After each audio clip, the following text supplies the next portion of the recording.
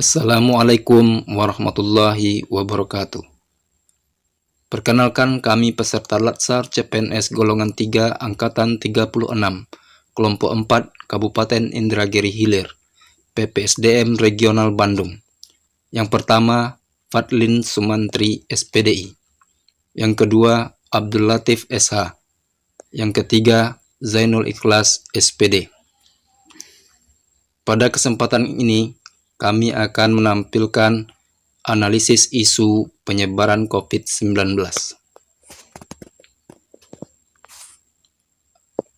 Analisis isu ini kami menggunakan fishbone diagram yang mengangkat isu yang pertama, dana atau anggaran, yang kedua, kebudayaan, dan yang ketiga, kebijakan, dan yang keempat, manusia.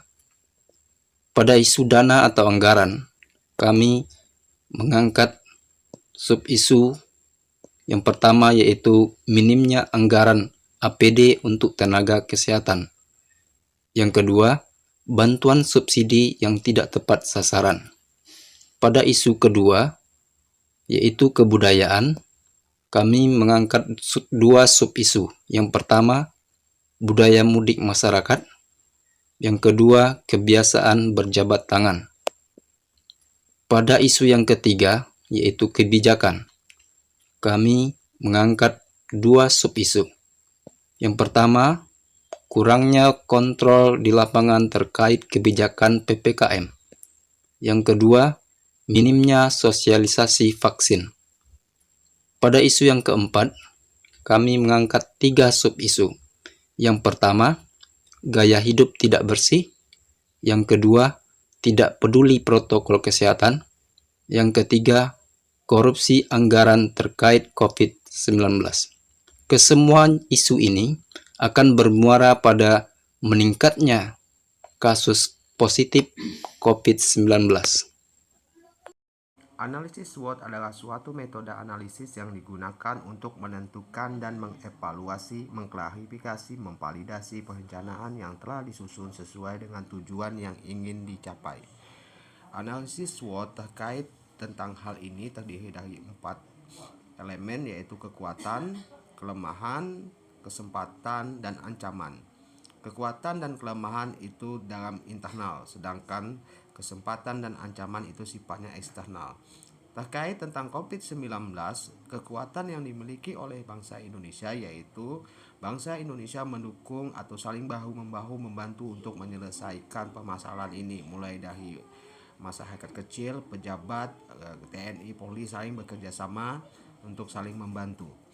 Yang kedua, yaitu terkait seringnya gencarnya informasi sosialisasi terkait COVID-19, baik tentang bahaya, baik tentang bagaimana cara penanganannya, dan lain sebagainya. Itu yang menjadi kekuatan yang dimiliki oleh bangsa ini.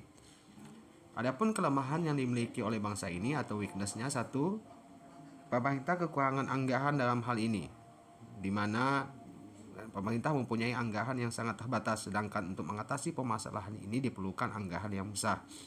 Yang kedua, kita pahami bahwa kesadaran masyarakat masih kurang, masih banyak masyarakat yang jarang mencuci tangan, masih banyak masyarakat yang tidak menggunakan masker dan lain sebagainya. Terkait tentang opportunities, dengan adanya COVID-19 ini, negara-negara saling bertukar informasi terkait tentang apa itu COVID-19, bahaya, dan lain sebagainya. Selanjutnya, terjalin juga kerjasama dan bantuan antar negara itu semakin solid. Artinya, para negara saling membantu bahu-membahu untuk menyelesaikan masalah ini. Sedangkan terkait tentang ancaman dalam hal ini, yaitu dari sisi Indonesia masih banyak tenaga kerja asing yang masuk di Indonesia. Tentunya hal ini bisa berdampak pada penyebaran COVID-19. Yang ketiga, bahwa banyaknya sekarang ini investasi asing yang berkurang karena kondisi pandemi, orang takut untuk bepergian, orang takut untuk masuk ke suatu wilayah, dalam hal ini Indonesia, tentunya menyebabkan investasi asing yang masuk jadi berkurang. Berdasarkan analisis yang telah dilakukan, agar penyebaran COVID dapat ditekan, ada beberapa solusi yang bisa kita terapkan. Yang pertama adalah mempromosikan gaya hidup sehat oleh pemerintah. Artinya pemerintah bisa mempromosikan dengan berbagai media, mulai dari TV, media online, dan media cetak. Kemudian yang kedua, persiapan dan reaksi cepat oleh pemerintah. Artinya pemerintah dituntut persiapan bila jumlah COVID tinggi, mulai dari alat kesehatan, dokter, dan penanganan pasien, serta bisa mengambil keputusan lockdown. Selanjutnya adalah isolasi mereka yang terinfeksi. Artinya mereka yang terinfeksi wajib isolasi dan dipantau agar penularan tidak terjadi.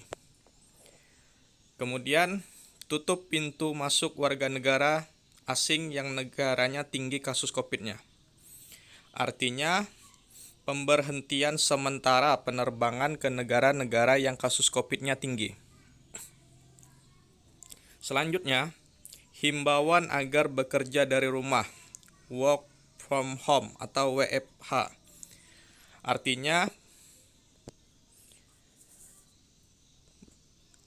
kegiatan ini banyak sekali diterapkan di negara-negara yang layanan internetnya cukup memadai, cukup bekerja dari rumah saja.